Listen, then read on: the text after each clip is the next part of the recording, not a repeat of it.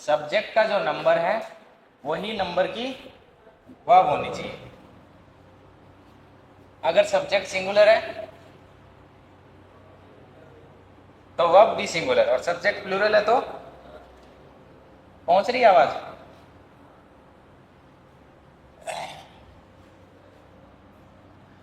अच्छा, इंपॉर्टेंट होता है कि ये टॉपिक?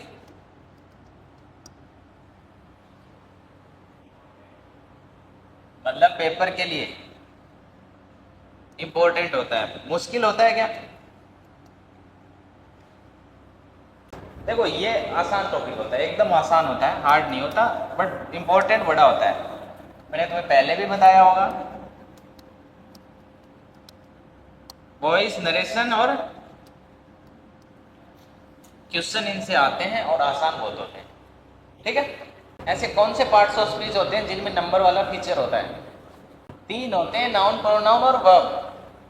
अगर नाउन प्रोनाउन में सिर्फ होता तो इनके अकॉर्डिंग फिर वर्ब का नंबर बदलता थोड़ी। नाउन प्रोनाउन क्या बनेंगे? नाउन प्रोनाउन क्या बनेंगे? सब्जेक्ट, और उसके बाद क्या आएगी? वर्ब। इस चैप्टर में पढ़ना ही यही है, सब्जेक्ट पहचानना है। अगर वो प्लूरल है तो वर्ब प्लूरल, अगर वो सिंगुलर है तो वर्ब सिंगुलर, बस इतना ही पढ़ना है। पूरा चैप्टर खत्म है अगर तुम्हें सब्जेक्ट पहचानना आ रहा है तो। वर्ब सिंगुलर प्लूरल तो बहुत आसान होती है।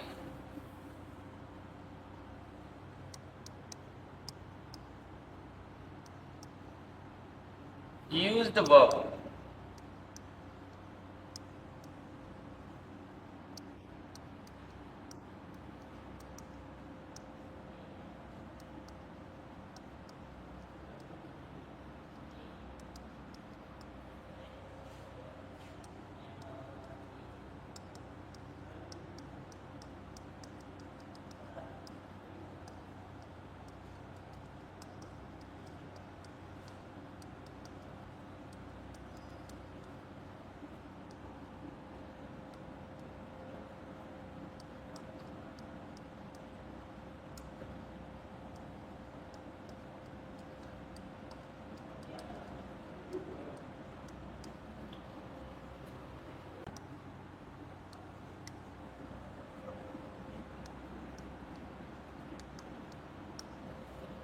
वर्ब में जब हेल्पिंग वर्ब की बात आती है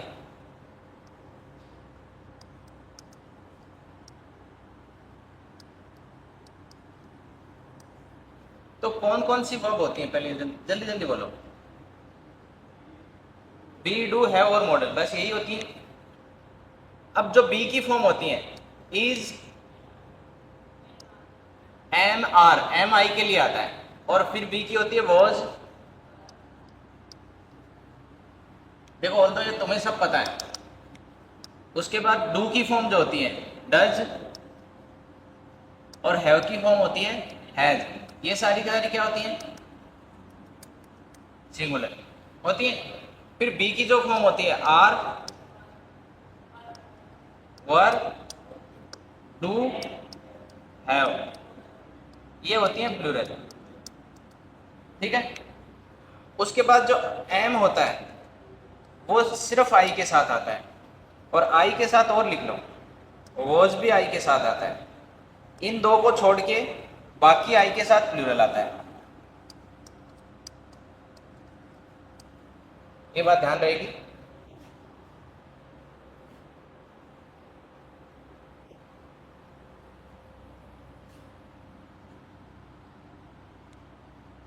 फिर बी की सेकंड फॉर्म वाजवर होगी। डू की एक फॉर्म होती है डिड, होती है। एक सब्जेक्ट कौन से के साथ आती है?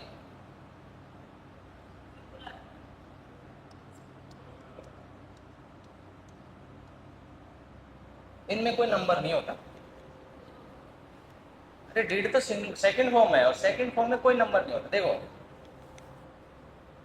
इधर देखना, इधर वो सब्जेक्ट हटा देना, हेल्पिंग वर्ब के बाद देखो मैन वर्ब लिखना।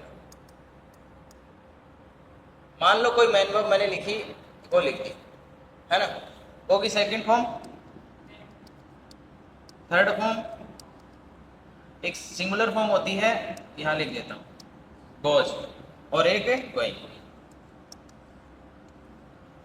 तुमसे कोई पूछे इसमें से नंबर कौन सी वर्ब में है, थोड़ा सोच के आंसर देना। ये है सिंगुलर, ये सिंगुलर के साथ ही आएगी। इन तीनों का कोई नंबर नहीं होता, सेकंड फॉर्म का कोई नंबर नहीं होता। वेंट ही के साथ भी लिखते हैं, दे के साथ भी लिखेंगे। थर्ड फॉर्म और आईएनजी फॉर्म का नंबर क्यों नहीं होता? यहां पे तुम सवाल ये भी पूछ सकते थे, इसके बी की जो थर्ड फॉर्म होती है बीन, ये कौन से सब्जेक्ट के साथ आएगी, सिंगुलर के साथ कि प्लूरल के साथ है? क्यों है?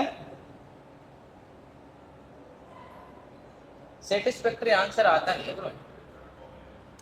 तो थर्ड फॉर्म में तो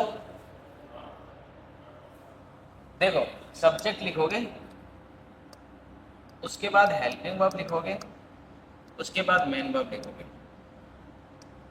सब्जेक्ट लिखोगे, उसके बाद हेल्पिंग वर्ब लिखोगे, उसके बाद हेल्पिंग वर्ब लिखोगे, फिर मेन वर्ब लिखोगे। ये बातें तो अपन शायद पढ़ चुके हैं ना। सब्जेक्ट लिखोगे, हेल्पिंग वर्ब लिखोगे, हेल्पिंग वर्ब लिखोगे, हेल्पिंग वर्ब लिखोगे और मेन वर्ब लिखोगे, और सब्जेक्ट लिखोगे, डायरेक्ट मेन वर्ब लिख दो। ये स्ट्रक्चर बनता है। या तो डायरेक्ट मेन वर्ब आ जाए, या एक हेल्पिंग वर्ब आ जाए, या दो हेल्पिंग वर्ब आ जाए, या तीन हेल्पिंग वर्ब आ जाए। ठीक है, ये जो मैंने लिखा है ना, जो अंडरलाइन कर दिया, ये कभी भी वर्ब की थर्ड फॉर्म नहीं हो सकती।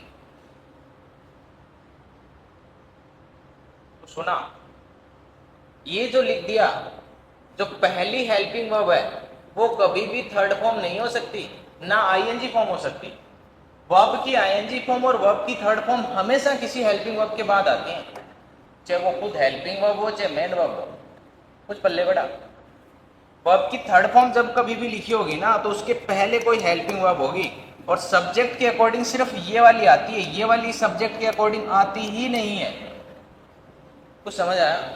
तो अगर कोई पूछ दे बीन जो है वो किस सब्जेक्ट के साथ आएगी, बीन आएगी नहीं सब्जेक्ट के अकॉर्डिंग, क्योंकि अगर बीन आएगी तो उसके पहले हेल्पिंग वर्ब कुछ और होगी, और वो हेल्पिंग वर्ब सब्जेक्ट के अकॉर्डिंग आएगी, और बाद में जो बीन आएगी वो सब्जेक्ट के नंबर से कोई फर्क नहीं पड़ता। फिर कोई पूछ दे बीन, भाई बी हेल्पिंग वर्ब है, इसकी हमने वाज वर्ब लिख दी, इज एम आर लिख दी, हमने ना तो बीन यूज किया इसका, ना बीइंग यूज किया, फिर वो उसका क्या करेंगे? वो भी सब्जेक्ट के अकॉर्डिंग क्यों नहीं आएगी? थर्ड फॉर्म जैसे आई है वैसे ही आईएनजी होती है। जब कभी भी आईएनजी आएगी उसके पहले हेल्पिंग वर्ब आएगी, और जब कभी भी हेल्पिंग वर्ब आएगी तो इनके पहले जो सब्जेक्ट होगा वो इसको डिसाइड करेगा, इसको करेगा, इसको नहीं करेगा, इसको नहीं करेगा। हेल्पिंग वर्ब के बाद क्या आएगा, ये हेल्पिंग वर्ब डिसाइड करती है। ये बात याद है? इसीलिए कभी भी थर्ड फॉर्म नहीं आती। फिर दूसरी बात, सेकंड फॉर्म। सेकंड फॉर्म यहां आ सकती है, अकेली सेकंड फॉर्म आ सकती है, सेकंड फॉर्म यहां भी आ सकती है।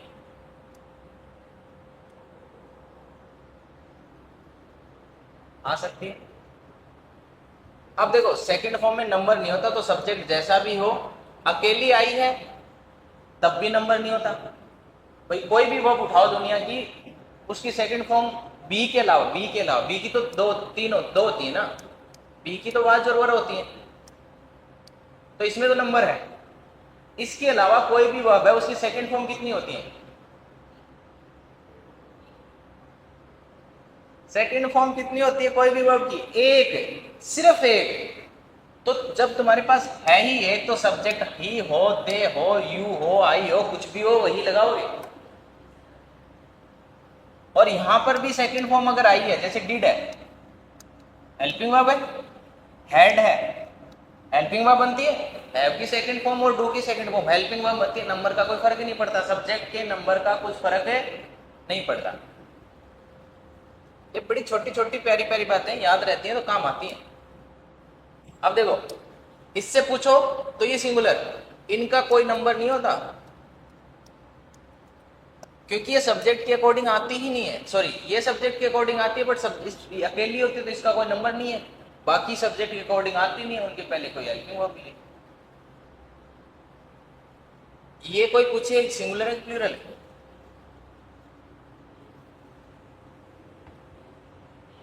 मैंने लिखा वो है, बट ये समझना base form, singular form, second form, third form, ING form है, ये समझना। कोई भी वो मैं पूछ रहा हूँ इसका नंबर क्या है। देखो इसका भी नंबर होता नहीं है, ये भी इसको बेस फॉर्म से याद रखना, ठीक है। मॉडल के बाद ये आती है, डू के बाद ये आती है। और बहुत सारी जगह जब कभी भी हम यूज करते हैं ना, तुमने मूड पढ़ा होगा, उसमें भी बेस फॉर्म आती है, क्या बोलते हैं, सब्जेक्ट से कोई हो। फिर इम्पेरेटिव सेंटेंस, सब में बेस फॉर्म आती है। तो ध्यान रखना है बेस फॉर्म के साथ साथ जब कभी भी प्लूरल की यूज करना तो इसी का यूज कर लेते हैं, समझ रहे हो, आई के साथ, दे के साथ।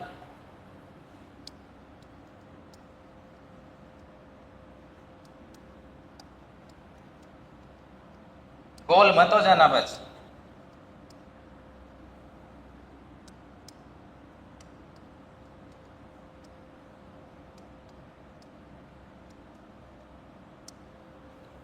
अब देखो ये दे के अकॉर्डिंग यूज हुई, प्लूरल है, सी के अकॉर्डिंग यूज हुई, सिंगुलर है।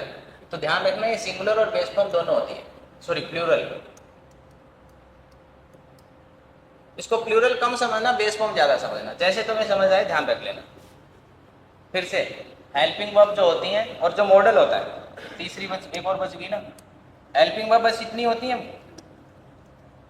मॉडल किसके अकॉर्डिंग आता है, इसके में भी कोई नंबर नहीं होता। जैसे कैन लिख दिया, ही के साथ लिखो, दे के साथ लिखो, फर्क पड़ता है क्या। तो मॉडल में भी कोई नंबर नहीं होता, सेकंड फॉर्म में भी कोई नंबर नहीं होता, जिन जिन में नंबर होता है वो मैंने लिख दिए हैं। और इनमें ध्यान रखना सिंगुलर फॉर्म होती है, जो बेस फॉर्म होती है वही प्लूरल होती है, बाकी तीनों का कोई नंबर नहीं होता। कॉपी। इसके साथ मैं एक और वर्ड लिख दूं, जैसे कहाँ गया, हेड, इसका भी ध्यान रखना सेकंड फॉर्म होता है, इसका भी नंबर नहीं होता। ये जो लिखा मैंने सब्जेक्ट प्लस मेन वर्ब लिख दिया, इस मेन वर्ब की जगह कौन कौन सी फॉर्म आ सकती है, first, second, third, ING, singular. यहां यहां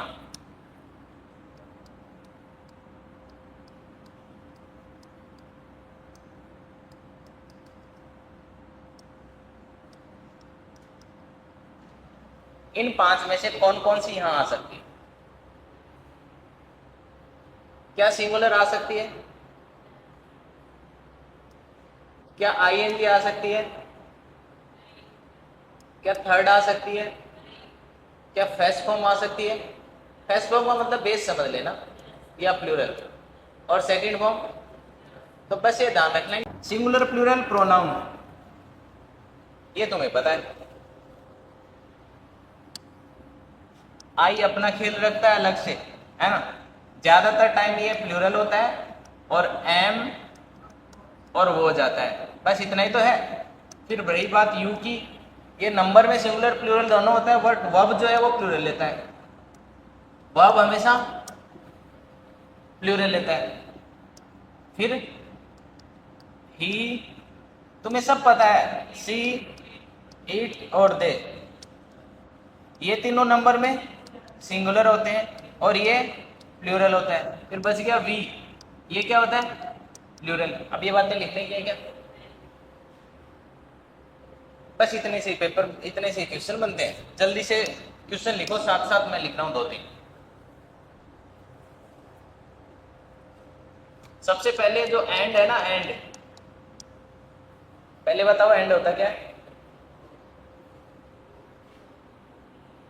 कंजंक्शन। किसको जोड़ता है, क्लोज को। एक होता है सबऑर्डिनेट कंजंक्शन और एक होता है कोऑर्डिनेट कंजंक्शन। सबऑर्डिनेट कंजंक्शन सिर्फ क्लोज को जोड़ता है, कोऑर्डिनेट कंजंक्शन वर्ड्स को भी जोड़ देता है, फ्रेजेस को भी जोड़ देता है और क्लोजेस को भी जोड़ देता है। ये बातें भूलनी नहीं होती, बेसिक इसीलिए पढ़ाया जाता है। अगर ये क्लोज को जोड़ रहा होता है ना सब्जेक्ट वर्ब एग्रीमेंट में, कोई काम नहीं होता इसका। ये शब्दों को जोड़ता है, शब्दों को जोड़ता है मतलब दो नाउन को जोड़ेगा, प्रोनाउन को जोड़ेगा, उसके बाद सब्जेक्ट का नंबर बदलेगा नहीं बदलेगा वो सीखना है, ठीक है।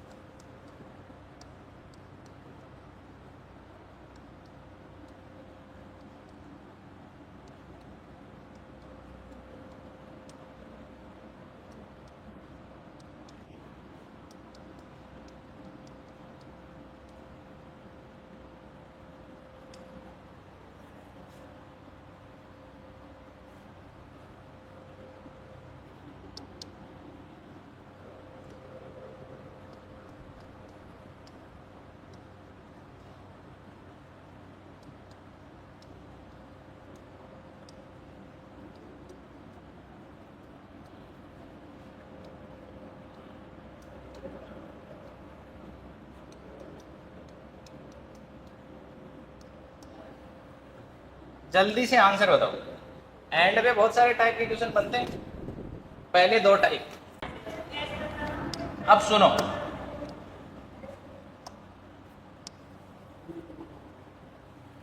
ये लिखिए वर्ब। अब तुम्हें पहचानना सब्जेक्ट सिंगुलर है कि प्लूरल। देखो एक रहा सब्जेक्ट ये, एक रहा सब्जेक्ट ये, 1+1 कितना होता है? और दो प्लूरल होता है। दो लोग हैं, दोनों इंडिविजुअल हैं, दोनों की अलग अलग बात हो रही है कि इसने और इसने मिलके कुछ काम किया। तो जब दो इंडिविजुअल की बात होती है तो वो प्लूरल होता है। कोई दिक्कत? अब देखने में लगेगा कि एक ये रहा, एक ये रहा, हो गया। क्या ये इंडिविजुअल की बात हो रही है? किसी दो इंडिविजुअल पर्सन की बात हो रही है? किसी कंपनी का नाम है? मान लो कोई लिख दे मीना एंड सन्स, तो ये तो कंपनी का नाम है, एक नाम हुआ ना। वो नाम तुम एक शब्द का लिखो, दो शब्द का लिखो, एक लेटर का लिखो, वो सिंगुलर ही रहता है। और ये नाम है, कैसे पता चला? ये देख पता चला। तो ये सब्जेक्ट कैसा रह जाएगा? सिंगुलर। ये नाम है। जैसे मैं अगर बोलूं ए, किसी कंपनी का नाम है, हो सकता है ना। जैसे एक्स है कंपनी का नाम, है ना। एलन मस्क ने एक्स बना दिया सब, तो एक्स कंपनी का नाम है, तो ये सिंगुलर है, तो ये भी सिंगुलर है। चाहे तुम कितना ही बड़ा नाम लिख दो, नाम जब भी होगा वो सिंगुलर। अगला, अब देखो कोई भी प्लांट नहीं और कोई भी एनिमल नहीं, मतलब जीरो, और ये भी जीरो, कितना रहेगा?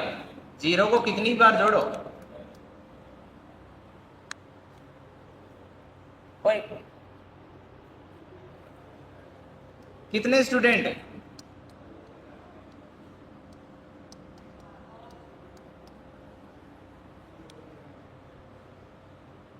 अब ध्यान देना, इसमें प्लूरल लिख दिया है। ये नो डिटर्मिनर के साथ जो नाउन लिखा था ना, ये नाउन सिंगुलर है। ये जो नाउन है ये प्लूरल है। अब देखो इसके साथ भी क्या लिख दिया? प्लूरल। अब ध्यान रखना, जब भी डिटर्मिनर नो के साथ सिंगुलर नाउन लिखाओ तो जितने ही नाउन जोड़ दो तुम, ये दो जोड़ दिए, इसके बाद एनिमल के बाद तुम एक और नाउन जोड़ दो, ह्यूमन भी लिख दो, तब भी ही जाएगा। बट जैसे ही तुमने एक प्लूरल किया और फिर जोड़ा तो वर्ब प्लूरल लिखना। अब इसका कोई रीजन नहीं है मेरे पास, याद रखो। बस यही रीजन है कि नाउन प्लूरल लिखा हुआ है तो वर्ब भी प्लूरल लिखना। पल्ले पड़ा कॉपी।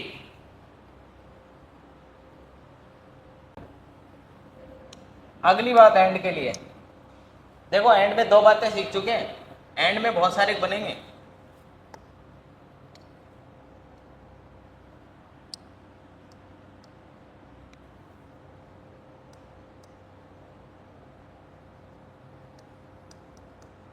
लिख लो साथ साथ।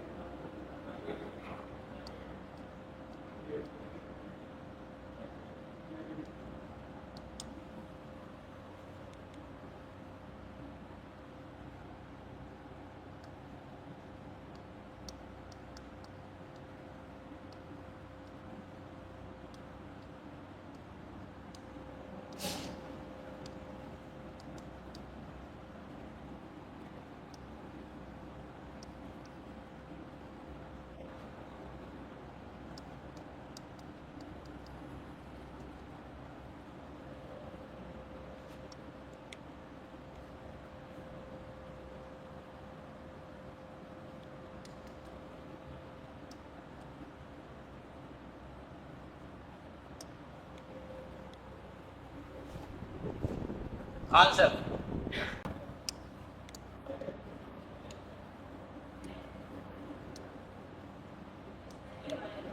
इसमें है जाएगा कि है आएगा? पक्का?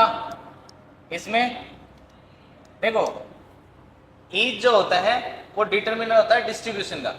यहाँ पे ये नाउन लिखे हुए दोनों के दोनों, तो ये क्या हो गया डिटरमिनर। जब भी ये डिटरमिनर होता है तो ये क्या करता है डिस्ट्रीब्यूट करता है, एक एक करके बात करता है। क्या ये एक लड़की की बात कर रहा है? बात कितने कर रहा है? सबकी। बट कर कैसे रहा है? एक एक करके। अगर पूछे ना कि एक लड़की की बात नहीं कर रहा है सबकी, बट एक एक करके, एक एक करके करता है तो हैज। हैज। अगला है हैव। मुझे पता था। एक क्लास है, इसमें बॉयज है, सिर्फ बॉयज है। अब मैं बोलूं हर एक लड़का प्रेजेंट है, हर एक लड़का मतलब एक एक की बात हो रही है। ईच बॉय इज लगाओगे जो ऊपर कर दिया। अब मान लो इस क्लास में गर्ल्स भी हैं, ये जी है, ठीक है। अब मैं बोलूं कि हर एक लड़की, तो सिर्फ लड़कियों की बात हो रही है तो सिंगुलर है। अब मैं बोलूं हर एक लड़का हर एक लड़की प्रेजेंट है, तब तब किसकी बात हो रही है?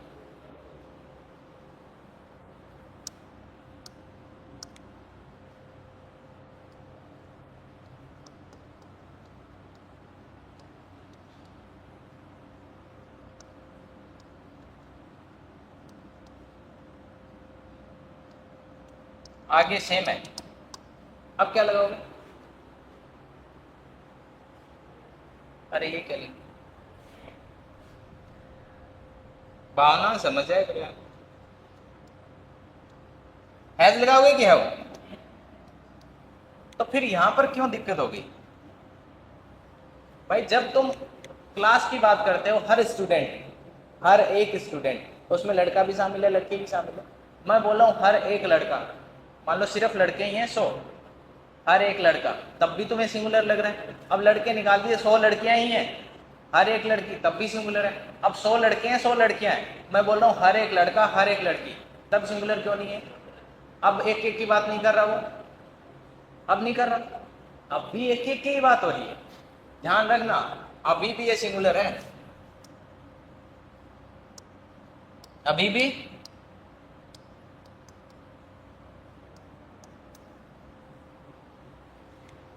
बस तुमने अलग अलग करने के लिए लगा दिया है, बाकी बात ये अब भी एक एक ही कर रहा है। इसमें से बाहर निकालोगे तो एक निकलेगा ना। हर एक लड़का हर एक लड़की मतलब सब इंडिविजुअल की बात हो रही है, हो रही है, एक एक करके सबकी बात हो रही है। तो पहले भी तो एक एक करके सबकी बात हो रही है। तो ध्यान रखना, ये थोड़ा सा कंफ्यूज करता है। Each boy and each girl, each teacher and each student, दोनों मिलाओगे तब भी सिंगुलर ही रहेगा, याद रहेगा। हाँ, जब ये बात एक एक करके करता है तो इसकी ऐसे कैसे लिख दोगे? लिख दोगे? फिर यहाँ क्यों लिख दोगे? ये एक एक करके बात कर रहा है, ये तो डिटर्मिनर का प्रोनाउन में पढ़ाया जाता है कि ईच के साथ सिंगुलर लिखना है।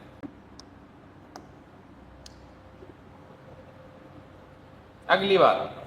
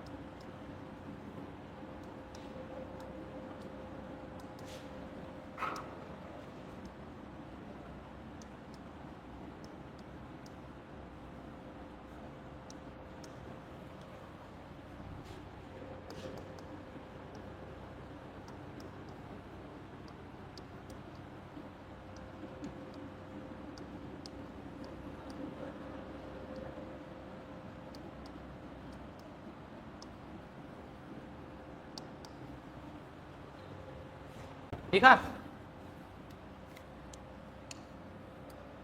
देखो ये कंजंक्शन है, ये एक नाउन है, ये दूसरा नाउन है, ठीक है, और ये आर्टिकल लगा हुआ है। यही है कहानी।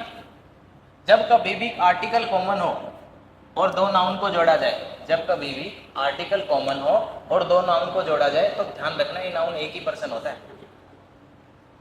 अगर हमें ये इसका मतलब है ऐसा आदमी जो गाता भी है और जो एक्टर भी है, बहुत सारे, आयुष्मान खुराना है ना। तो जब तुम कहना चाह रहे हो ना कि वो एक्ट भी करने वाला था और गाने वाला भी था, इसका मतलब ये एक ही पर्सन है।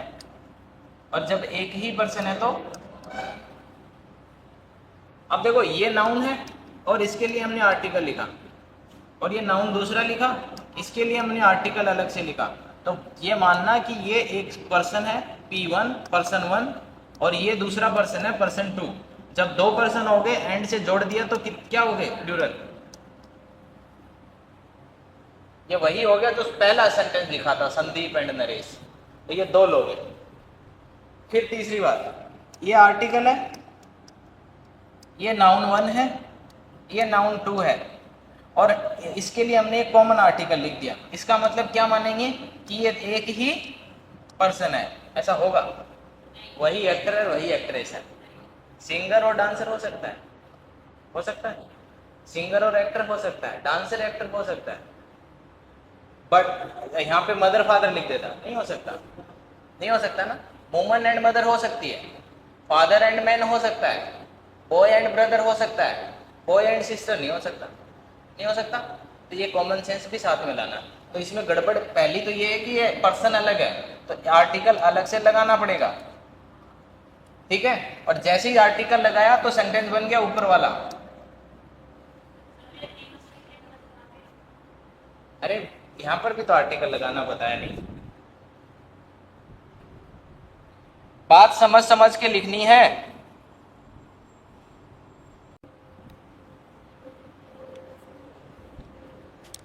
डन। चलो एक छोटा सा सवाल पूछता हूं तुमसे।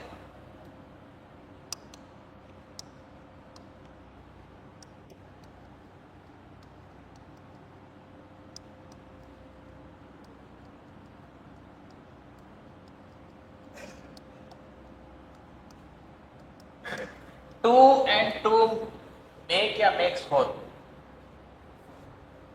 अब है बिना सोचे आंसर देते हो, इसे ही गड़बड़ है। किताबों में आधी जगह गलत लिखा हुआ है।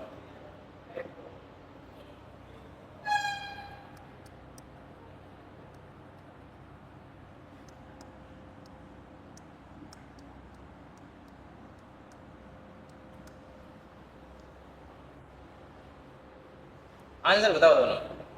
बड़ी सिंपल सी बात है, 2 और 2 4 होते हैं, बस अंग्रेजी में लिखा है।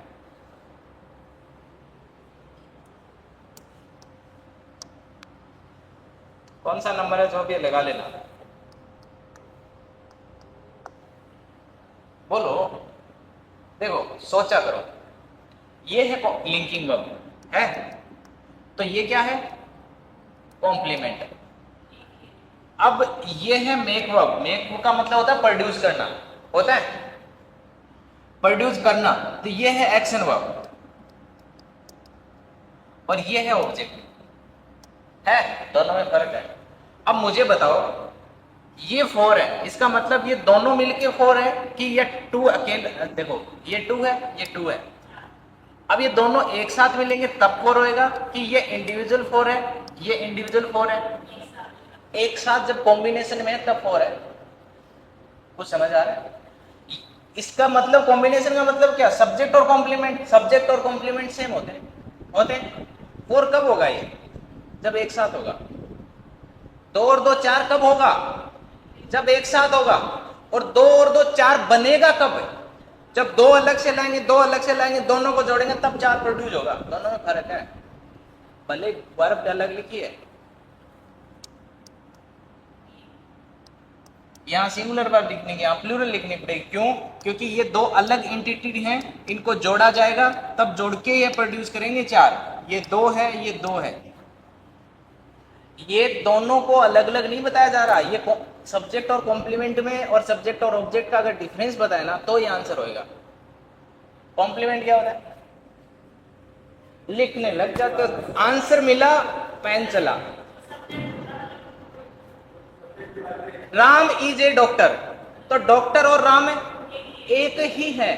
तो जब तुम वो फॉर और इज की बात कर रहे हो, मतलब अलग ही है, बस उसी को तुमने ब्रेक करके लिखा है, बट एक साथ ही लिखना पड़ेगा। ये तुम जोड़ नहीं रहे, ये तुम बता रहे हो। और ये जो है ना, ये मेक का मतलब ही अलग होता है। मेक का मतलब प्रोड्यूस करना। मैं बोलूं चाबी और छल्ला, तो ये दोनों अलग है, इनको जोड़ना है, तो ये दो अलग एंटिटी है, ये जुड़ी हुई पहले से ही है। जैसे मैंने बोला Sandeep and Naresh is the name of restaurant, तो तुम्हें नाम से पता चला कि नाम रेस्टोरेंट है, इसका मतलब दोनों अलग नहीं है, वो एक ही साथ है। ये वैसा ही सेंटेंस है। वो दो जैसे फोर है तो ये एक ही साथ है, और ये बनाया जा रहा है जोड़ के। मेरे में तो इतनी हिम्मत है समझाने की। पल्ले पड़ा।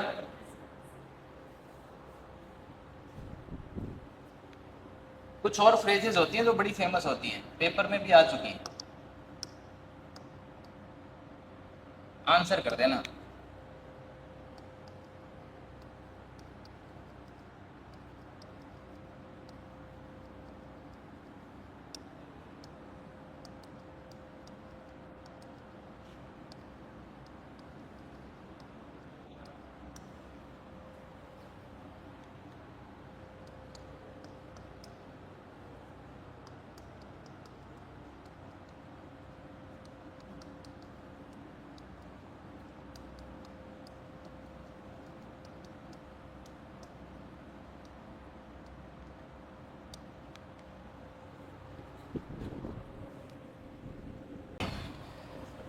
बोलो। एक स्टोरी पढ़ी होगी तुमने, खरगोश और कछुए की। मॉरल ऑफ द स्टोरी यही है।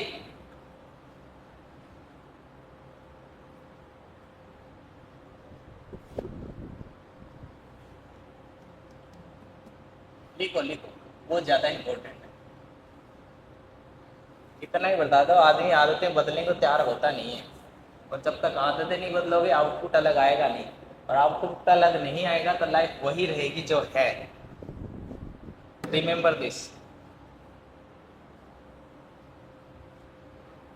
कुछ नया चाहते हो लाइफ में तो कुछ नया करना पड़ेगा पड़ेगा पड़ेगा।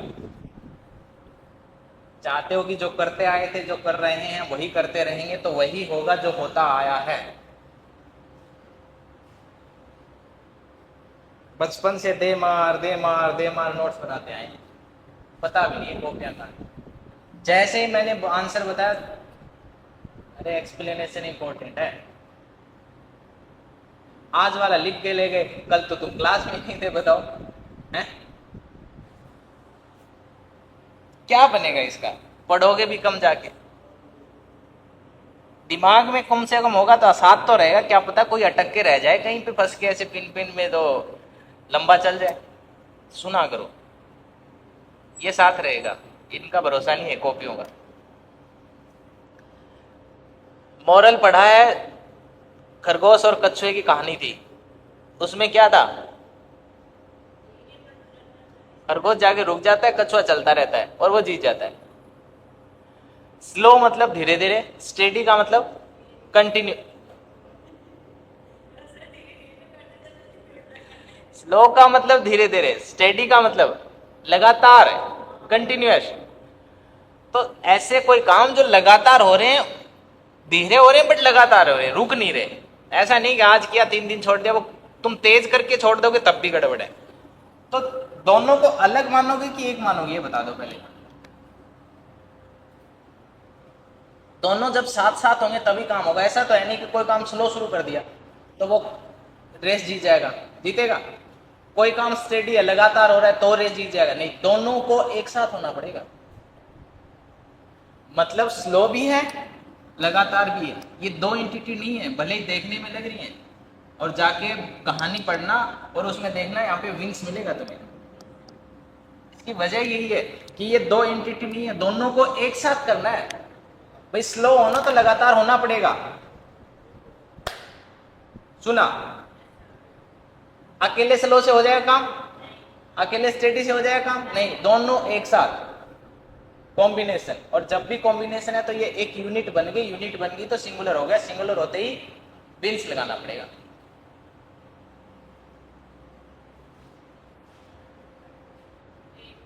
हाँ, वेट या वेट्स? वेट। ऐसा तो है नहीं कि जब टाइम और टाइड दोनों एक साथ करते हैं, नहीं करते ना, टाइम अपना चलता है, टाइड अपना चलता है, दोनों का किसी और से लेना देना नहीं है। तो दो एंटिटी है, ये सिंगल एंटिटी नहीं है।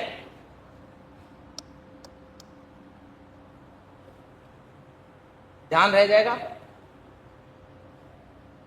अब छापो। वैसे तुमने छाप के लिया, बस आंसर आंसर लिख लो। एंड ही खत्म नहीं होगा क्या यार आज आज में?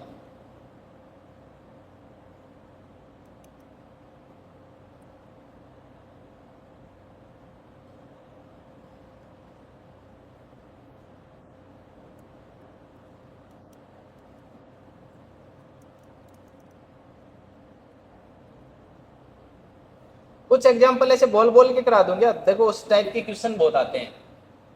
जैसे तुमने सुना होगा rice and cream, bread and butter, सुना है? ब्रेड एंड बटर के बाद क्या लिखा है उस पर डिपेंड करता है लिखने में। चलो देखते हैं। सोडा एंड विस्की,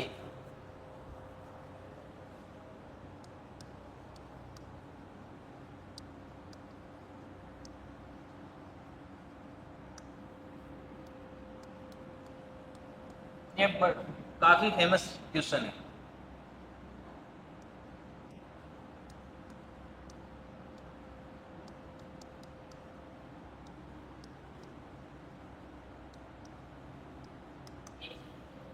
यार दोनों को एक साथ बात हो रही है कि अलग अलग? एक साथ। ब्रेड के ऊपर बटर लगा के वो दोनों कॉम्बिनेशन बना, वो अच्छा लगता है। अकेली ब्रेड नहीं, अकेला बटर नहीं।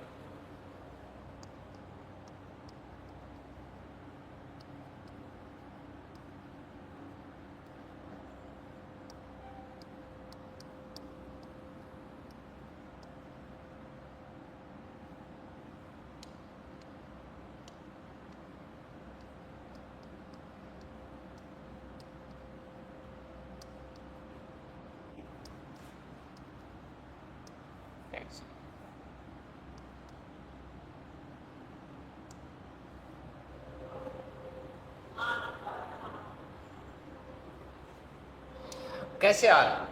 सब्जेक्ट सेम है, एक जगह इज एक जगह आर। देखो ये तो है वर्ब और ये है सब्जेक्ट। बोलो सर नहीं बता दिया तो हमें पता ही नहीं चलता ना। अब ध्यान से ये देखना है कि उसके बाद कॉम्प्लीमेंट क्या लिखा है। देखो बी की फॉर्म का यही खेल है। इसके बाद कॉम्प्लीमेंट आता है, मेरा फेवरेट ब्रेकफास्ट है, इसका मतलब दोनों को साथ मिला के खाना है, दोनों को साथ मिला के खाना है तो एज। अब टैक्स से छूट मिली है तो ऐसा तो है नहीं कि जब दोनों को साथ खरीदोगे तो टैक्स छूट मिलेगी, अकेली ब्रेड खरीद लाए तो टैक्स लगेगा, है क्या? आंसर आ गया? तुम्हें रीजन सुनना भी नहीं है।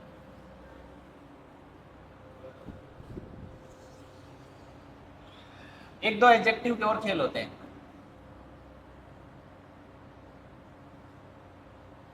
इसी सर आ गया यार, 10 10 हो गए। चलो आगे कल करेंगे।